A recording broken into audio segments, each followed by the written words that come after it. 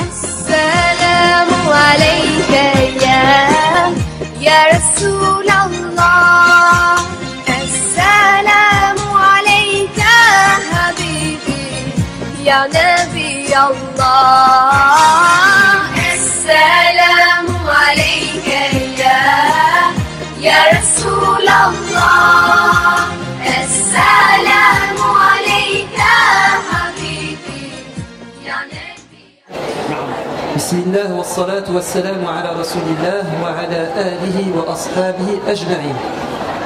L'argent, est-ce une source de conflit ou de bonheur? Un jour, Omar ibn al-Khattab, deuxième calife de l'islam, a reçu dans le tribunal une personne qui a porté plainte contre l'un de ses amis qui lui a fait du tort. Omar ibn al-Khattab, qui était un homme juste, lui a posé une question.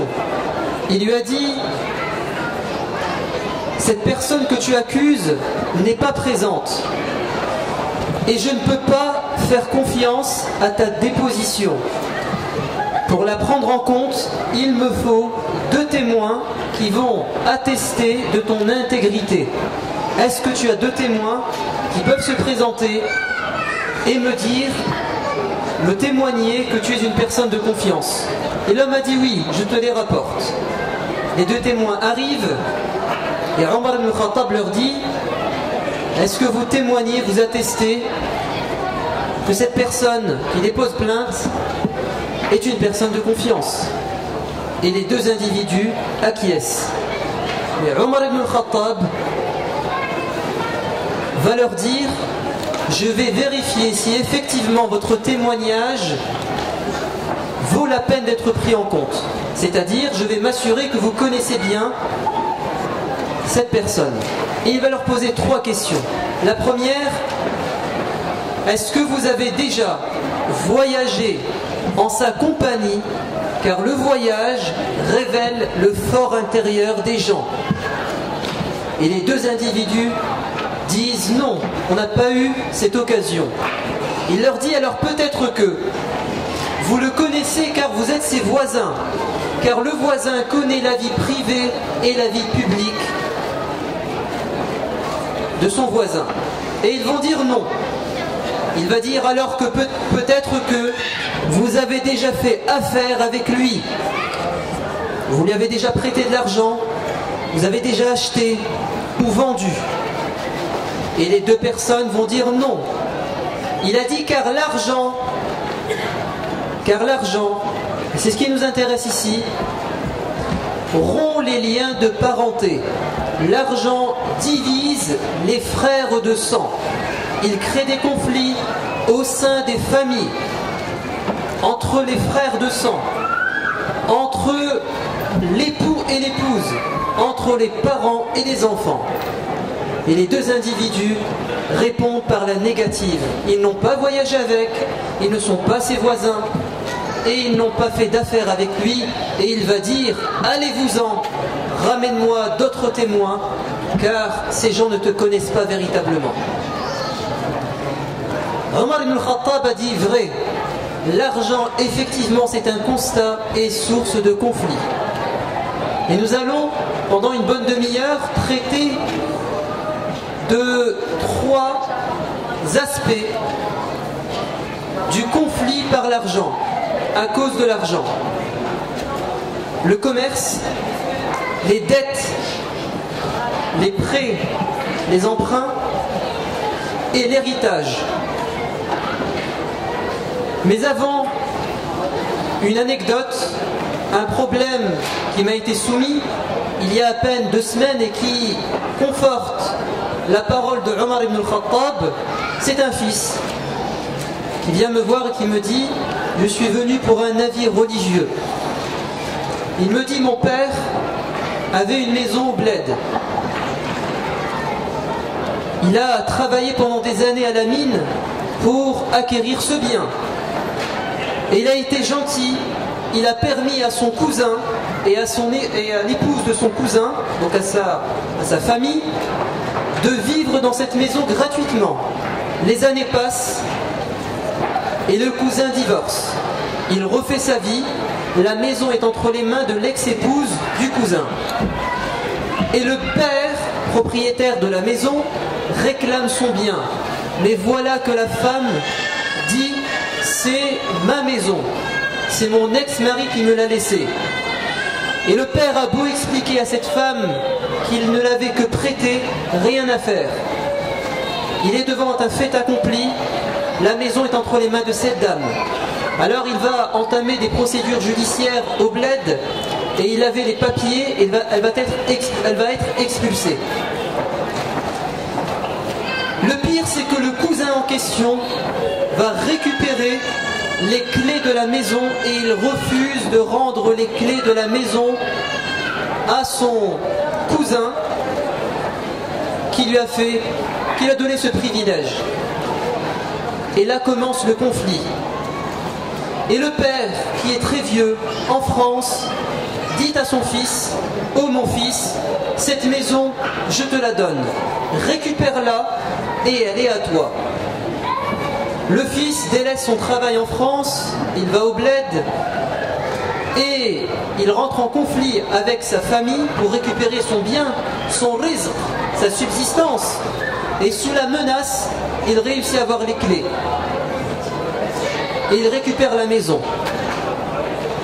Le pire dans l'histoire, ce n'est pas ce qu'on vient de dire, quoique c'est déjà grave, mais c'est que le fils revient en France fier avec les clés de la maison et il estime la maison et il trouve un acheteur potentiel en France et quand il dit à son père « Voilà, la maison va se vendre à autant », le père dit à son fils « Mais qui t'a dit de la vendre? C'est ma maison, donne-moi les clés et va-t'en ». Et le fils me dit « J'ai délaissé mon travail, j'ai sacrifié une partie de ma vie, j'ai pris des risques. J'aurais pu entrer en conflit physique avec la famille et voilà que mon père, je découvre qu'il m'a menti. Et j'avais placé mes espoirs dans tout ça, mais j'ai des papiers qui prouvent que je suis mandaté pour vendre la maison. Je peux dans les faits la vendre et récupérer l'argent. Alors qu'est-ce que je fais? Est-ce que je rentre en conflit avec mon père et je récupère la maison ou je prends mon mal en patience et je continue ma vie? Alors, je lui ai dit, religieusement parlant, il reste le propriétaire, même s'il t'a arnaqué et que c'est ton père et qu'il devra sûrement rendre des comptes, à moins que tu lui pardonnes, il reste propriétaire. Et le propriétaire, jusqu'à preuve du contraire, c'est lui qui dispose de ses biens. Donc d'après la justice civile et divine, tu ne peux pas faire quelque chose à l'encontre du propriétaire, fût-ce ton père qui t'a arnaqué. Même un père peut faire du mal à son fils, et l'inverse est vrai, les enfants peuvent faire du mal à leurs parents pour des questions d'argent. Malheureusement, ce sont des cas qui se répètent, et vous allez voir quand on va développer que c'est quelque chose de dramatique. Et juste avant de venir, un frère, en sachant le thème, m'a dit « Dis à ton public ce proverbe qui est vrai ». Je ne le connaissais pas. Quand on sait ce que fait l'homme de l'argent, on est choqué. Mais quand on sait ce que fait l'argent de l'homme, on est outré. D'abord, en guise d'introduction, avons-nous en tant que musulmans, en islam, un problème avec la richesse et l'argent? Est-ce qu'on a le droit de condamner une personne qui a comme projet d'être riche, d'être millionnaire? Est-ce que c'est forcément un matérialiste? Est-ce que Dieu le condamne? Est-ce que c'est tabou, l'argent en islam? Pas du tout.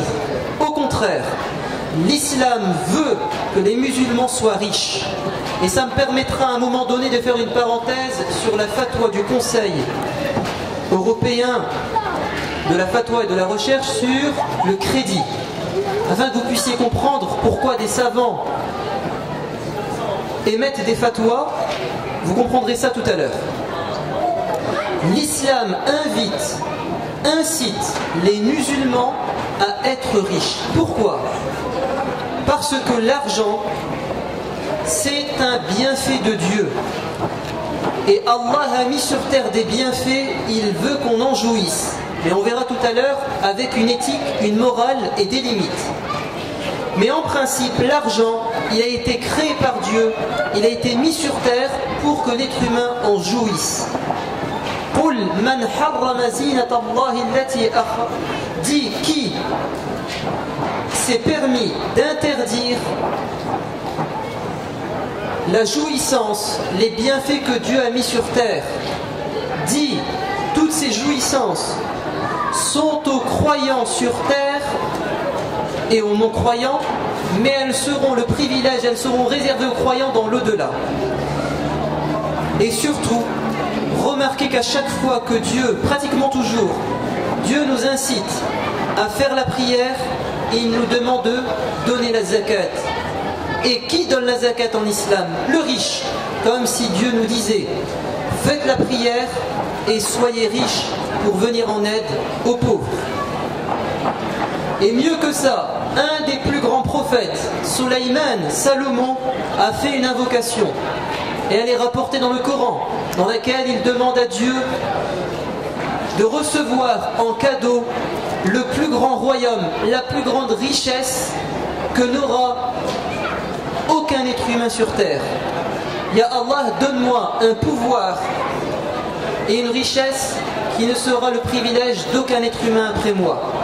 Un prophète qui demande la richesse. Mais encore, nous avons parmi les 10 compagnons qui ont été voués au paradis par la bouche du prophète bien-aimé alayhi salatu wassalam. Parmi ces 10 compagnons, au moins 6 sont, d'après nos critères actuels, des millionnaires à l'époque. Ils étaient millionnaires et à leur tête Abu Bakr al-Siddiq, un grand commerçant, Uthman ibn Affan, Omar ibn al-Khattab et Abdurrahman ibn Auf, et ainsi de suite. C'était des gens qui étaient extrêmement riches, notamment grâce au commerce. Et le prophète a dit alayhi salatu wassalam, la hasada illa fi ithnayn, la jalousie, la bonne, n'est permise que dans 2 cas. Envier une personne à qui Dieu a donné le Coran, il l'a appris, il le pratique et il le récite nuit et jour. Tu as le droit d'envier une personne qui pratique sa religion et qui a appris le Coran par cœur. Et sur le même plan, tu as le droit d'envier, dit le prophète, une personne à qui Dieu a donné de l'argent, il l'utilise pour le plaire. Il l'a bien acquis de manière honnête et il le gère de manière intelligente. Donc une personne ou l'un de tes enfants qui aurait comme projet d'être hyper riche, tu ne peux pas l'empêcher. Tu ne peux pas l'empêcher. Il a le droit et c'est naturel. Allah Azza wa Jal a mis en nous l'amour de l'argent et tout ce que Dieu met en nous, ce qu'il crée en nous, c'est une chose qui est bonne, car Dieu est sage, il ne fait que le bien. Zuyyina linnasi hubbu ash-shahawati min an-nisa'i wal-banina wal-qanatir al-muqantarati min adh-dhahabi wal-fidda. Allah a enjolivé aux gens l'amour des femmes, et pour les femmes les hommes, l'amour des enfants, la progéniture et l'amour de l'argent. Le fait d'aimer une femme pour un homme, ou pour un homme ou pour une femme d'aimer un homme, vous ne pouvez pas condamner une personne. C'est une attirance naturelle. Maintenant, évidemment, l'amour ne doit pas être aveugle. Il en est de même pour l'argent. Allah a enjolivé, a mis en nous la passion de l'argent, l'amour de l'argent. Et ce n'est pas condamnable en principe. Là où le problème se pose, c'est quand l'amour devient aveugle. Et c'est là que Dieu nous dit par exemple, et vous aimez l'argent d'un amour avide, sans limite. Parce que juste avant il a dit, vous dévorez l'héritage. Donc, en guise d'introduction, on n'a aucun problème avec l'argent et la richesse. soyez riches, ayez comme ambition d'avoir beaucoup d'argent, investissez. Il n'y a pas de problème. Et vous pouvez, grâce à votre richesse, à votre travail, à votre emploi, à vos études, atteindre les hauts degrés du paradis, peut-être même plus qu'une personne qui prie, qui jeûne ou qui a pris le Coran par cœur. Le prophète a dit At-tajiru as-saduq, le commerçant très honnête est aux côtés des prophètes, des hommes pieux au paradis.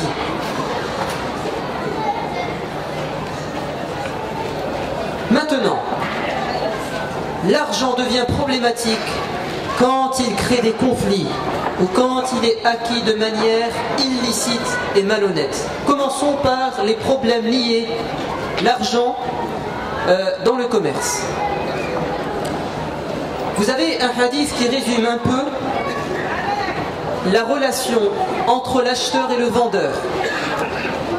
Al-bay'ani bil khiyar ma lam yatafarraqa. L'acheteur et le vendeur disposent d'un délai de choix ou de décision tant qu'ils ne se sont pas séparés. C'est pas ça qui nous intéresse.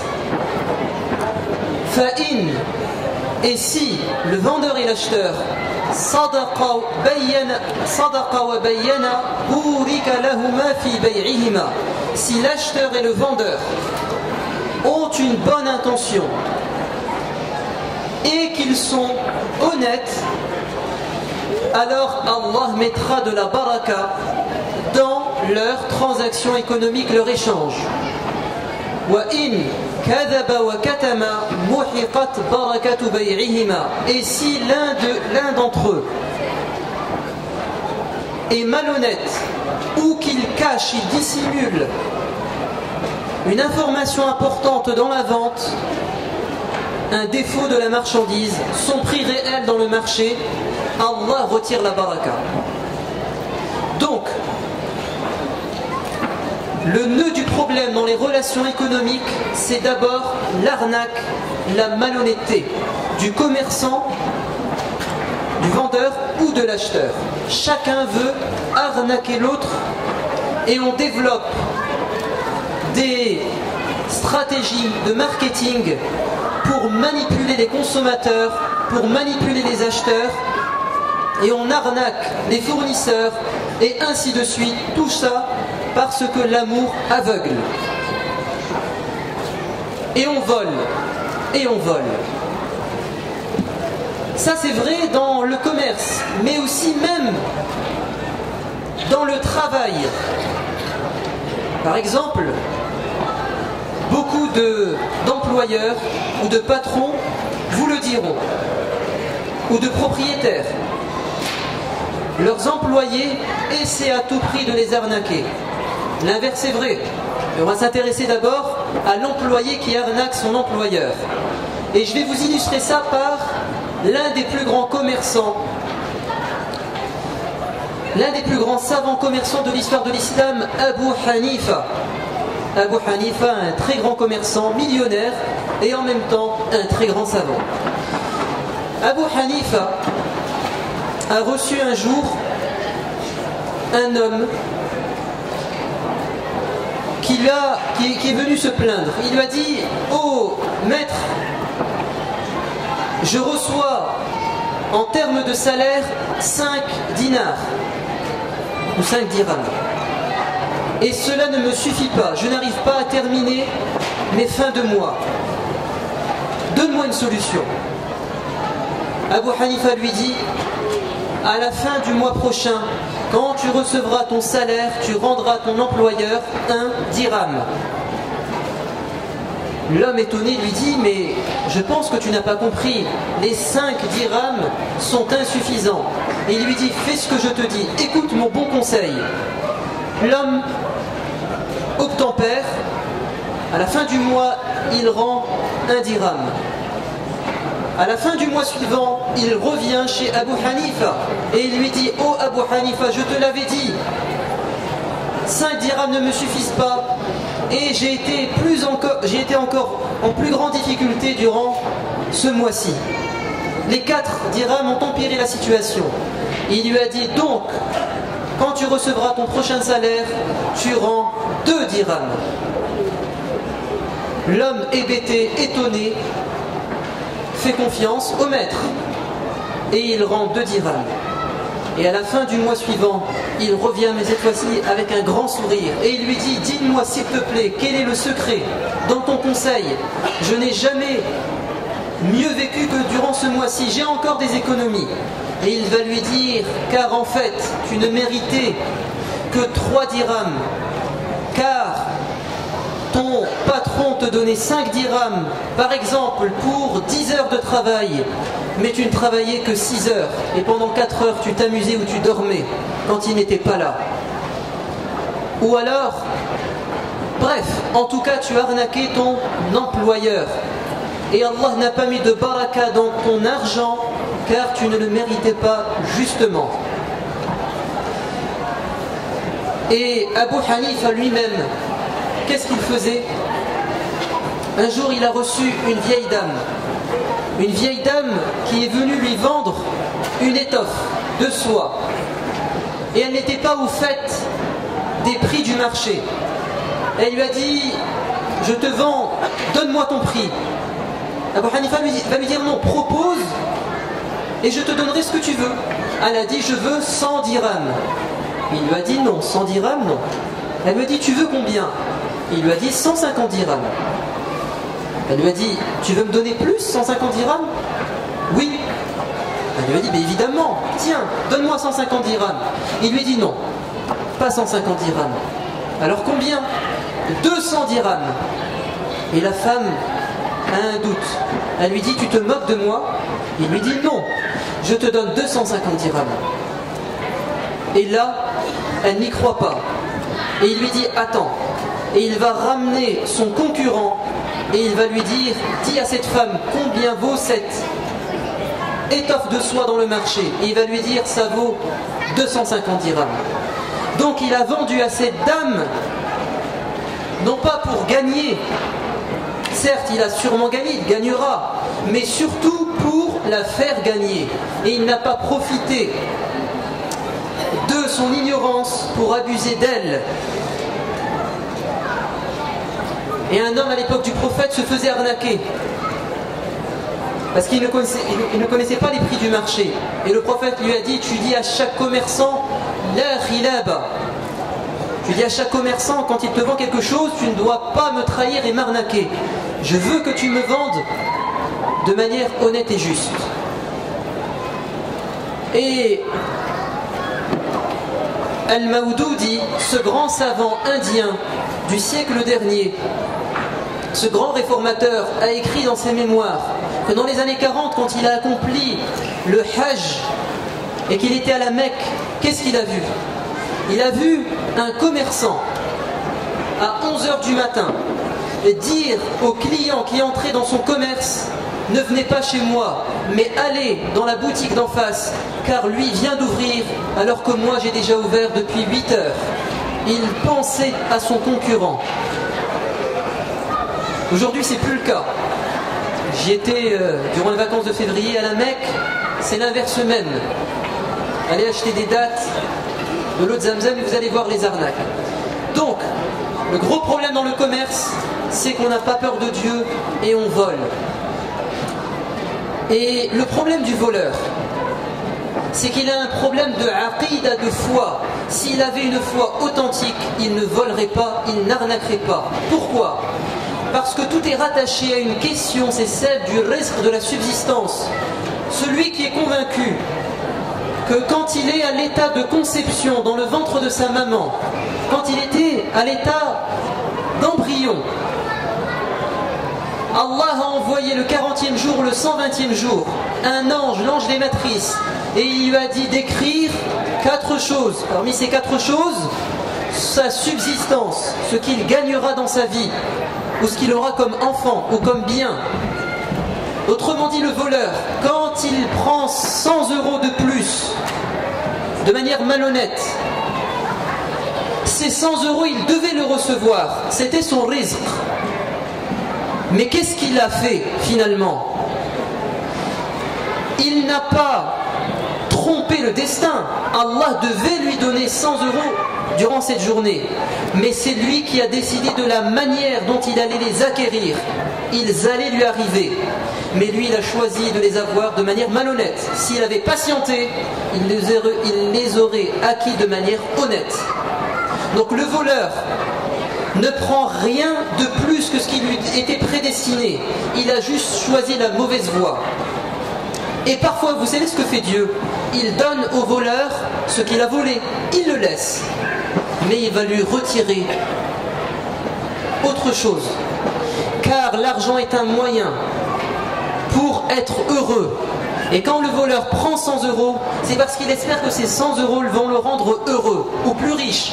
Allah va lui laisser les 100 €, mais il ne sera pas heureux avec eux. Il va s'enrichir, il aura des millions, certes, mais il n'aura pas ses rêves. Il sera malheureux.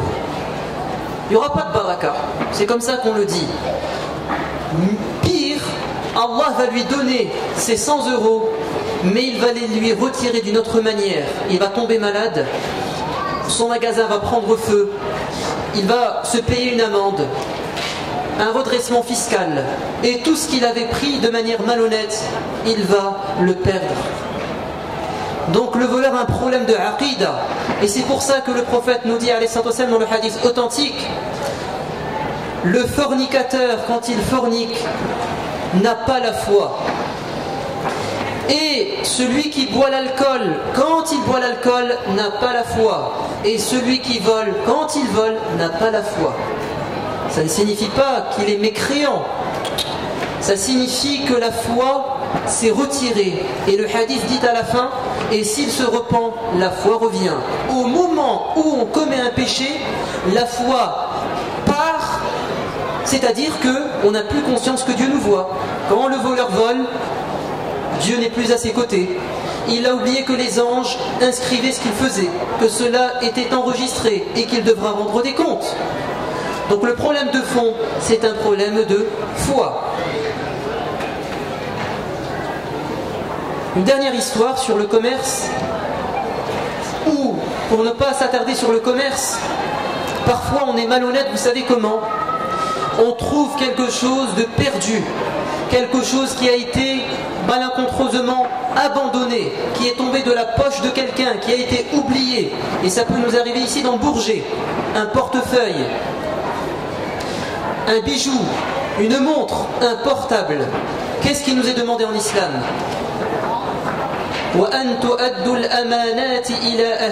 C'est de rendre al-amana, le dépôt qui t'a été confié ou que tu as trouvé. Tu dois le rendre à son propriétaire. Tu dois le rendre à son propriétaire. Tu dois mener une enquête ou le confier à une institution ou à un stand qui va lancer une recherche. Où ça va être publié dans le journal et ainsi de suite. Quand la chose est d'une grande valeur. Et si c'est un petit billet, et c'est pas sur les billets, il n'y a pas notre nom qui est inscrit, et on pense qu'on ne trouvera pas le propriétaire car il est parti, c'était dans un aéroport, et ainsi de suite, le mieux c'est de donner cette chose en sadaqa, mais vous avez le droit de la garder pour vous. Mais si vous avez un indicateur, un indice qui vous permet de retrouver ou d'arriver chez le propriétaire, vous devez le faire en islam.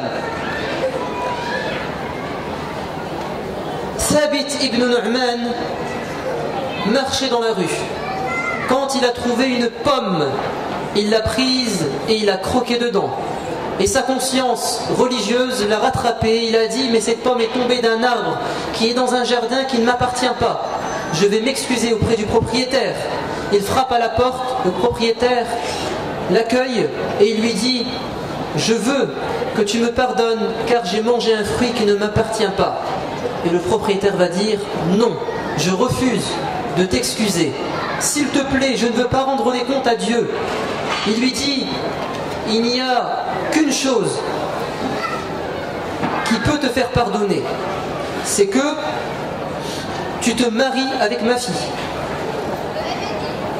Le jeune célibataire accepte volontiers, bien sûr. non seulement ça me permet de me faire pardonner, mais en plus il me fait un cadeau. Mais attention, lui dit l'homme, ma fille est sourde, muette et aveugle. Il hésite, mais il finit par accepter.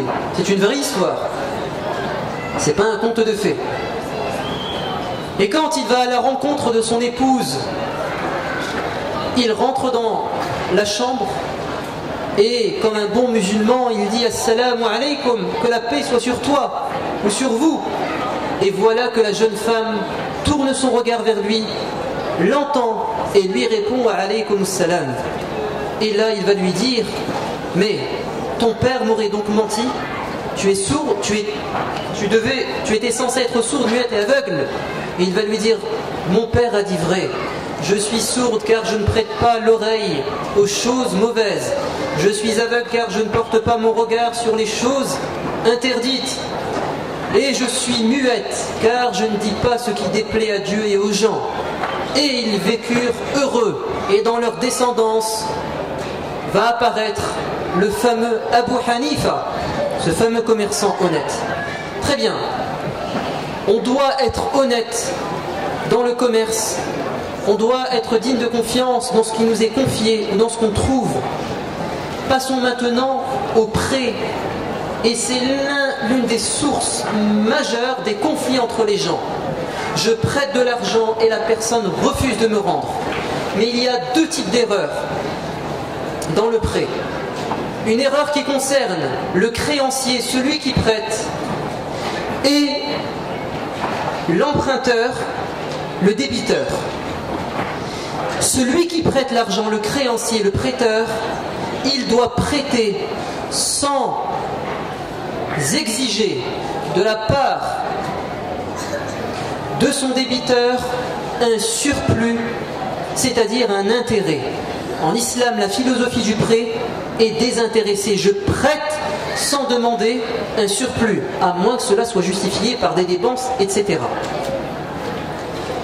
Parce qu'en islam, le prêt est un service que l'on rend. On attend la récompense de Dieu. Premier point. Deuxième point. Je ne dois pas, en tant que créancier, être pris de jalousie. Parce que quand je prête 1000 € à un ami et que en 6 mois, grâce à mon argent, il s'est fait 10 000 €, je pourrais très bien, par l'effet du diable, le jalouser, l'envier et de dire il s'est fait de l'argent sur mon dos, il doit partager avec moi. Troisièmement, quand on prête, on ne doit pas prêter, donc pas de retour matériel ou d'exiger un service en échange de l'argent prêté. Je m'explique. Il y a des gens qui prêtent de l'argent et ensuite, comme ils vous ont rendu service, ils ne cesseront par la suite, comme vous leur êtes redevable, de vous demander des services. Et quand ils vous demanderont des services, ils vont dire hey, je t'ai prêté, je t'ai aidé, maintenant tu me donnes. Ça annule la sadaqa que vous avez fait, parce que le prêt est une forme de sadaqa. Et Allah a dit dans la vache, la sourate la vache, Ya ayyuhalladhina amanu, la tubtilu sadaqatikum bil manni wal adha. Vous ne devez pas annuler vos sadaqat, et le prêt est une sadaqa, par deux choses: faire du mal à la personne et al-man, c'est-à-dire lui rappeler sans cesse qu'elle vous est redevable. Maintenant, du côté de l'emprunteur, du débiteur, de l'endetté, quand il emprunte l'argent, il doit avoir une bonne intention, celle de tout faire pour rendre l'argent. Car le prophète a dit, celui qui emprunte de l'argent avec la ferme résolution de le rendre, il rendra l'argent, et s'il n'est pas capable, Allah rendra à sa place l'argent prêté. C'est-à-dire qu'il l'aidera. Et celui qui emprunte de l'argent dans l'intention de le consommer, de ne pas le rendre, Allah va lui faire connaître un échec et il courra à sa perte. Il y a des gens qui empruntent dans l'objectif d'arnaquer la personne. Parfois, quand on emprunte de l'argent, on est bien intentionné. Je vais rendre. Mais il se peut qu'on soit en difficulté. Et quand on est en difficulté, vous savez ce qui se passe. L'échéance arrive. 6 mois sont passés, je dois rendre les 5 000 €. Je n'ai pas l'argent. Qu'est-ce qui se passe ici? La personne, par la bonté de son créancier, réussit à avoir un prolongement. Mais vous savez ce qu'elle fait?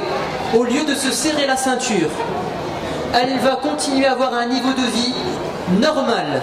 Et elle va finalement utiliser l'argent de celui qui lui a prêté pour passer des vacances, pour s'acheter des choses qui sont superflues. Et ça, c'est une forme de vol. Parce que la personne t'a prêté de l'argent, l'échéance est arrivée, tu es endetté. Tout l'argent en plus qui te vient, c'est son argent, ce n'est pas le tien. Et c'est pour ça que vous ne pouvez pas faire une umrah ou un hajj si vous êtes endetté et que l'échéance est arrivée. Parce que ce n'est plus votre argent, c'est le sien. Et ça crée des conflits et des rancœurs. Mais également, si vous êtes en difficulté et que vous demandez un allègement de la dette ou de repousser l'échéance, la personne est dans l'obligation religieuse d'être souple avec vous.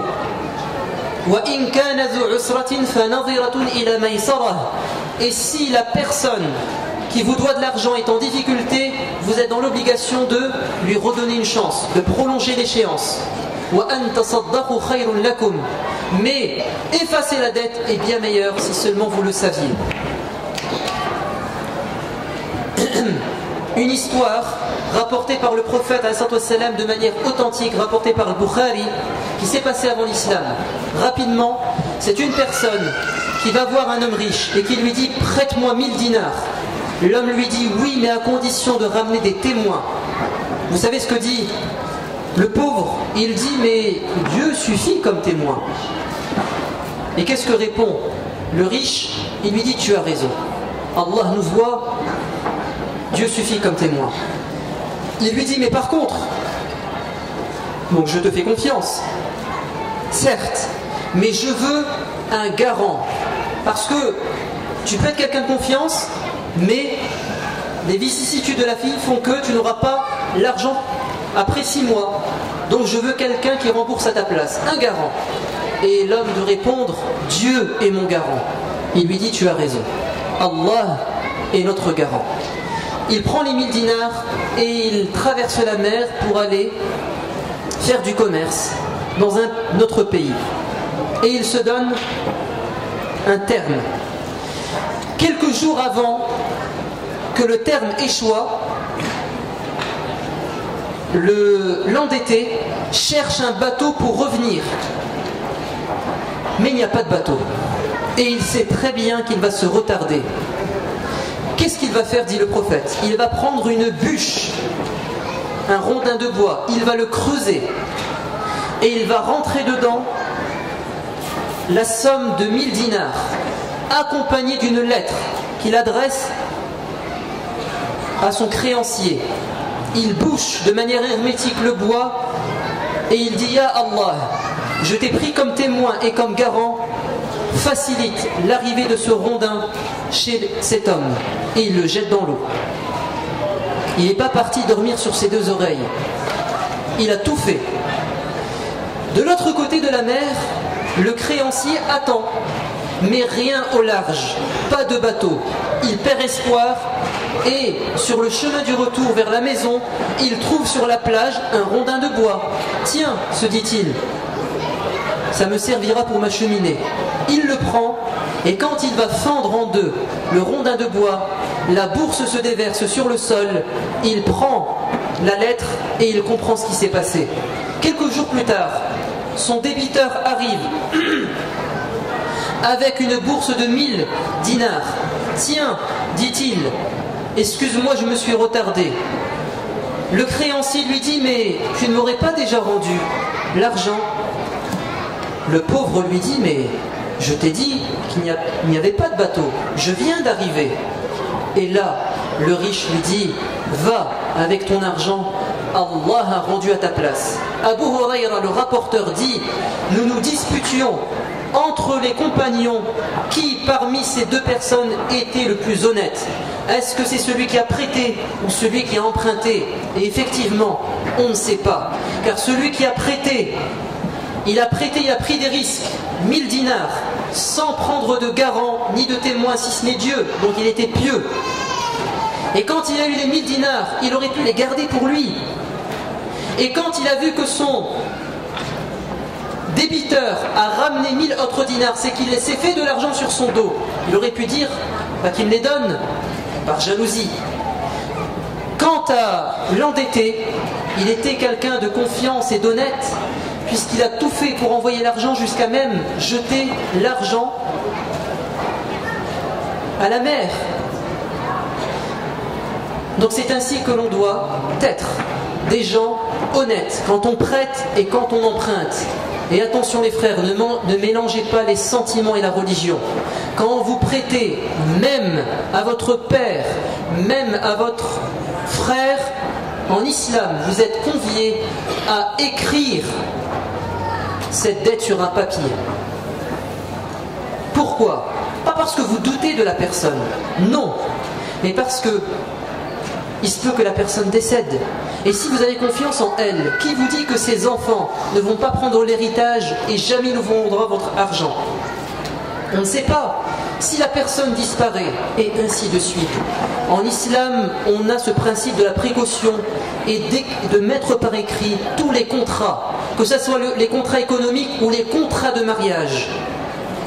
Même les contrats de mariage en islam, il nous est demandé de les mettre par écrit, c'est-à-dire le mariage civil, le passage à la mairie.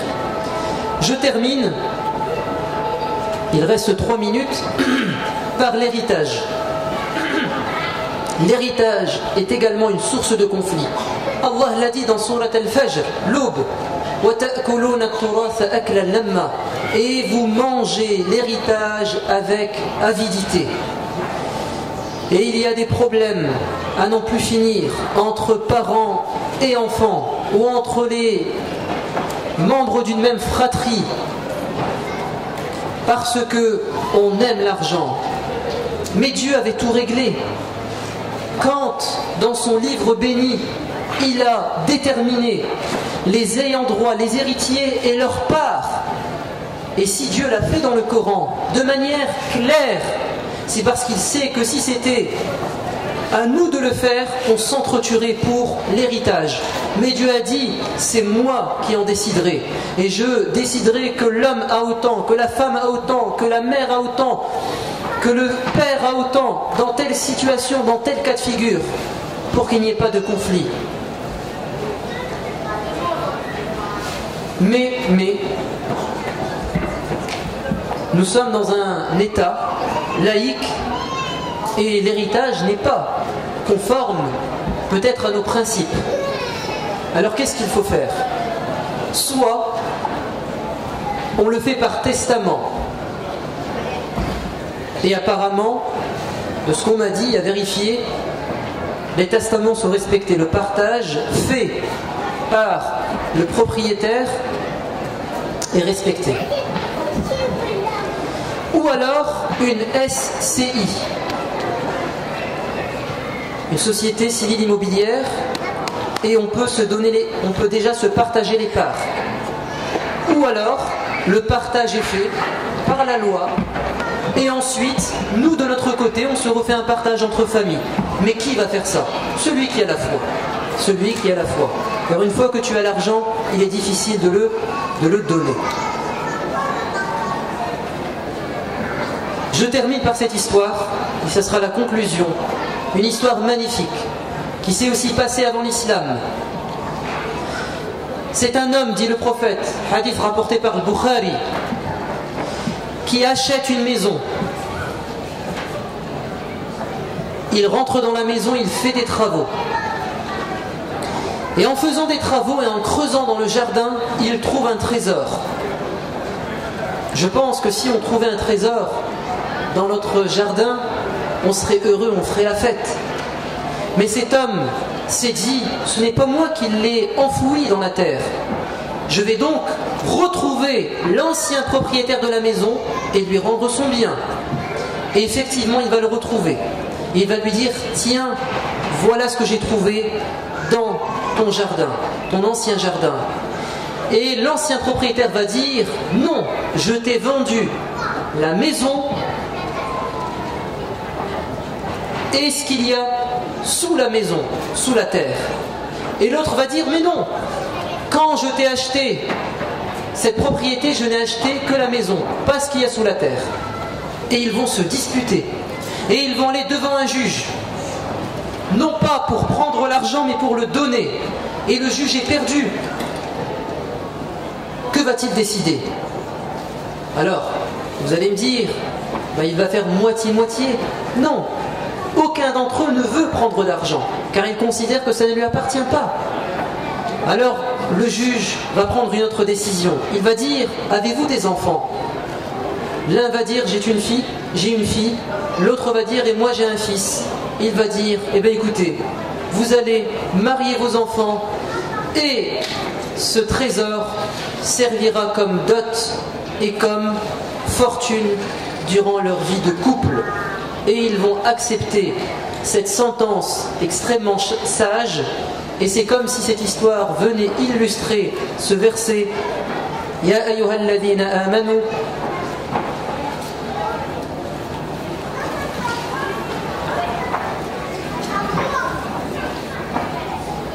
Le verset dit وَإِذَا حَكَمْتُمْ بَيْنَ النَّاسِ أَن تَحْكُمُوا بِالْعَدْلِ.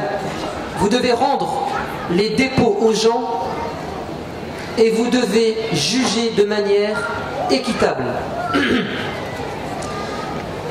Il y aurait beaucoup d'autres choses à dire et j'ai oublié ce que je voulais dire, mais je dois partir, désolé, sur la fatwa européenne du crédit bancaire. Je n'ai pas le temps de la développer, désolé, mais allez sur internet et vous taperez Iki Hussein et fatwa et puis vous, Inch'Allah, vous trouverez ce qu'il faut. Excusez-moi, j'ai un rendez-vous à 20h donc je dois y aller. En tout cas, en résumé, l'islam invite à se renforcer économiquement. En tant que communauté musulmane en France, on doit nous faciliter l'acquisition de l'argent tant qu'on ne vole pas. Tant qu'on ne vole pas les gens. Tant qu'on ne vole pas les gens, il faut s'enrichir car l'argent est le nerf de la guerre et il y a énormément de personnes qui ont des projets, notamment d'écoles, notamment de centres culturels ou de centres de vacances et une seule chose les bloque, c'est l'argent. Et il est grand temps de faciliter l'acquisition de l'argent à la communauté musulmane en France pour qu'elle puisse se renforcer. Et comme l'a dit le prophète, le croyant fort est meilleur et plus aimé de Dieu que le croyant faible. Subhana rabbika rabbil izzati amma yasifun wa salamun ala al-mursalin walhamdulillahi rabbil alamin wassalamu alaykum wa rahmatullah.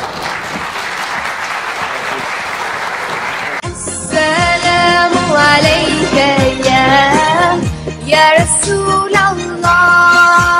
Assalamu alayka habibi ya Nabi Allah. Assalamu alayka ya Rasulallah. Assalamu